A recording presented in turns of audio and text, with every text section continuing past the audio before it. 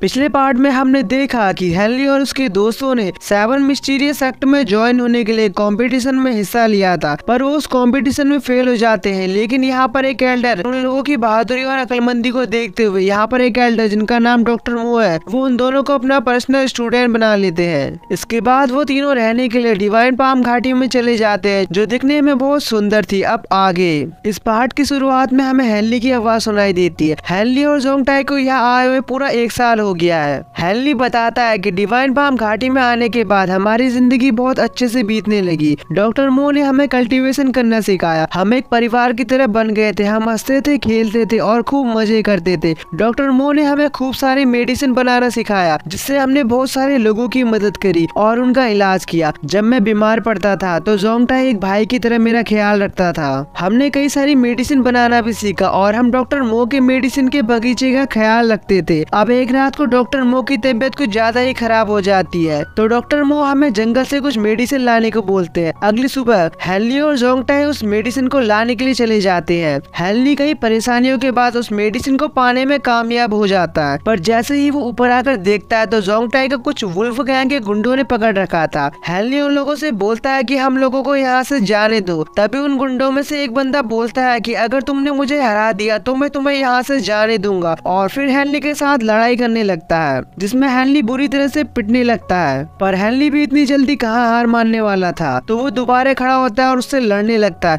पर वो बंदा आसानी से हेनरी के अटैक से बचकर उसे दोबारा पीटने लगता है और बस उसका हाथ तोड़ने ही वाला होता है। तभी पीछे से एक आवाज आती है और हम देखते हैं कि वो हेनरी का वही दोस्त है जो पिछले साल कंपटीशन से बाहर हो गया था। लियू उनसे बोलता है कि उन्हें जाने दो, वरना मैं तुम्हारा मार मार के तुम्हारा कचुम्बर बना दूंगा। तभी उन गुंडों में से एक बोलता है कि इस लड़के को जाकर मार दो, और फिर उन लोगों के बीच फाइट शुरू हो जाती है, जिसमें लियू उन सभी लोगों को आसानी से पीटने लगता है। लियू की स्पीड और फाइटिंग स्किल बहुत पावरफुल हो गई थी और कुछ ही देर में लियू उन सभी गुंडों को मार मार कर उनकी हालत खराब कर देता है। अब वो लोग समझ जाते हैं कि वो लियू को नहीं हरा पाएंगे, तो वो यहाँ से डर करके भाग जाते हैं।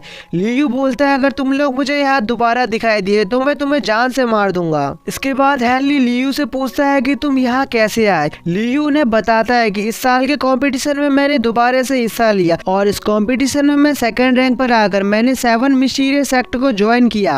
हेनरी कहता है कि तुम बस 1 साल में ही बहुत ताकतवर हो गए हो। पर लियू उनसे कुछ ज्यादा बात ना करते हुए यहाँ से जाने लगता है और जाते जाते कहता है कि मैं एक मिशन में हूँ और मुझे यहाँ से जल्दी ही जाना होगा। पर हम देखते हैं कि उसकी तबीयत कुछ खराब होती है और वो कुछ ही दूर आगे आने के बाद बेहोश होकर नीचे गिर जाता है। यहाँ हेनरी जोंगटाई से बोलता है कि मुझे लगता है कि लियू के साथ कुछ तो गलत हुआ है और वो हमसे कुछ छिपा रहा है। और हेनरी दोबारा से लियू के पास जाने लगता है और वो जब लियू के पास पहुंचता है तो वो देखता है कि उसकी हालत काफी खराब हो गई है। और फिर हेनरी कुछ नीडल को निकाल कर उसका ट्रीटमेंट करने लगता है। वो लियू के पास एक पिल की बोतल देखता है और इस पिल को खाने के बाद किसी की भी ताकत और स्पीड बढ़ जाती है। पर किसी ने अगर इस पिल को खाना स्टार्ट कर दिया तो फिर वो इस पिल को खाना नहीं छोड़ सकता। अगर उसने ऐसा किया तो उसकी जान भी जा सकती है। हेनरी उससे बोलता है क्या तुम पागल हो जो इस पिल को खा रहे हो, ये पिल धीरे धीरे करके तुम्हारी जान ले सकती है। लियू कहता है कि तुम किसी को भी मत बताना कि मैं ये पिल खा रहा हूँ,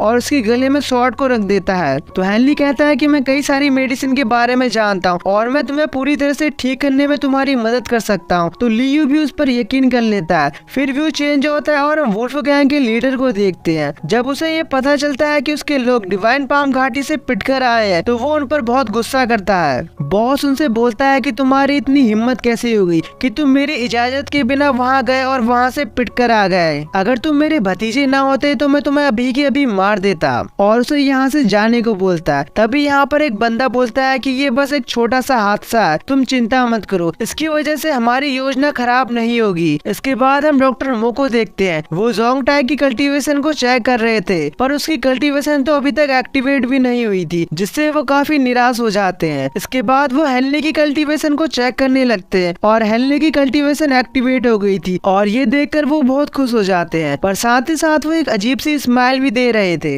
इसके बाद वो जोंगटाई से बोलते हैं कि बेटा कल्टीवेशन करना तुम्हारे बस की बात नहीं है, और उसे अगले दिन से मार्शल आर्ट की ट्रेनिंग कराने लगते हैं और हेनरी को वो बस कल्टीवेशन करने को बोलते हैं। जोंगटाई दिन रात मेहनत करता रहता है और अपनी फिजिकल स्ट्रेंथ को बढ़ाता है। अब ऐसे ही कई दिनों तक ट्रेनिंग करते हुए जोंगटाई की मार्शल आर्ट काफी अच्छी हो जाती है, पर हेनरी केवल कल्टीवेशन ही करता रहता है। अब ऐसे ही ट्रेनिंग करते हुए उन्हें 3 साल बीत जाते हैं। एक दिन डॉक्टर मो कुछ मेडिसिन लेने के लिए यहाँ से बाहर जाने लगते हैं और जाते जाते वो जोंगटाई और हेनली से बोलते हैं कि तुम लोग अपनी ट्रेनिंग पर ध्यान देना, और फिर यहाँ से चले जाते हैं। अगले सीन में हम हेनली, जोंगटाई और लियू को देखते हैं। जोंगटाई और लियू दोनों अपनी मार्शल आर्ट को एक दूसरे को दिखाने लगते हैं, जिसमें शुरू में तो लियू जोंगटाई को बड़ी आसानी से पीटने लगता है। फिर जोंगटाई भी अपनी पूरी पावर का इस्तेमाल करता है और लियू को उठाकर घुमा कर फेंक देता है, पर हेनली लियू को संभाल लेता है। तभी जोंगटाई उस पर दोबारा से एक पावरफुल पंच मारता है, पर इस बार लियू उसके पंच से आसानी से बच जाता है और जोंगटाई को नीचे गिरा देता है। जोंगटाई जैसे ही नीचे गिरने वाला होता है, पर सही समय पर लियू उसे पकड़ लेता है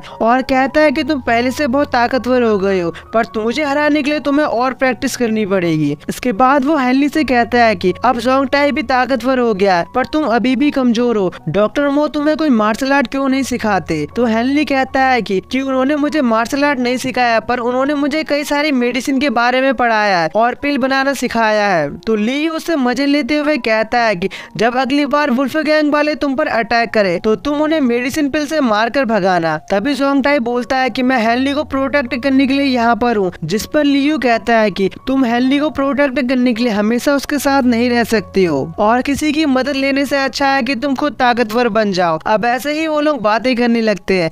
हेनली बोलता है कि मुझे यहाँ बहुत अच्छा लगता है, पर कभी कभी सोचता हूँ कि एक बार मैं अपनी छोटी बहन से जाकर मिलाऊं। इसके बाद वो जोंगटाई से पूछता है क्या तुम्हें अपने परिवार वालों की याद नहीं आती? तो जोंगटाई बोलता है कि मेरे परिवार वाले मुझे अपना नहीं मानते और ना ही वो मेरी परवाह करते हैं। वो लोग तो मुझे टॉर्चर किया करते थे। तुम जो ये मेरी आंखों में चोट लगी देख रहे हो, ये भी उन्हीं लोगों की वजह से लगी है और मैं अपनी एक आंख को खोते खोते बचा था, इसलिए मुझे उनकी बिल्कुल भी याद नहीं आती है और मैं यहाँ बहुत खुश हूँ। मेरे पास मेरे भाई जैसे दोस्त है। वो तीनों एक दूसरे से वादा करते हैं कि हम हमेशा के लिए दोस्त बने रहेंगे और ये पार्ट यहीं पर एंड हो जाता है।